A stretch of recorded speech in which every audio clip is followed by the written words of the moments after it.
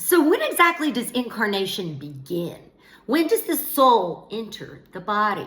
And no, this is not some weird pro life video. I firmly believe all families and souls deserve the best choice.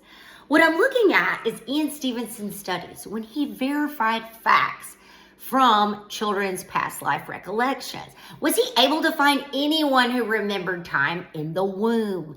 And it turns out not a single one remembered. While we have strange outliers who do seem to recall things, mostly the color red, nothing can be verified by these particular cases. But we do have science that is rising to the occasion.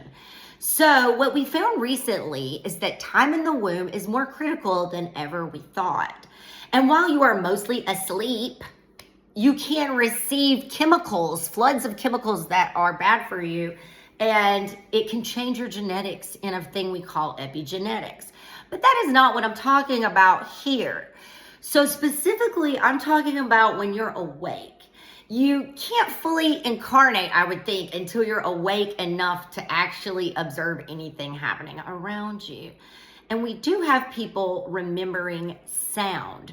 So science has found that babies recall their mother's voice and they prefer it. They also prefer the language that is spoken around the mother. So this shows the baby is hearing things. And one of the funnier stories was people watching soap operas and then the baby being proved to react to that particular theme song that they heard every day at that same time. Another one is taste.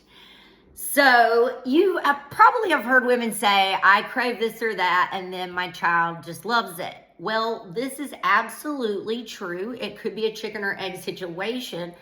But in some studies in Europe, they gave these women a lot of carrot juice. And the babies after, when they were born, only the babies whose moms pounded carrot juice would touch cereal with carrot juice on it. Surprise. And I have a funny story here. So in my first pregnancy, I still didn't like cantaloupe or eggs, but I craved them madly. And my child came out loving them. So some might say maybe you just needed those nutrients that were in the eggs, but cantaloupe is oddly specific. And my other question is, how did he have these preferences before he was even born if he had never tasted anything?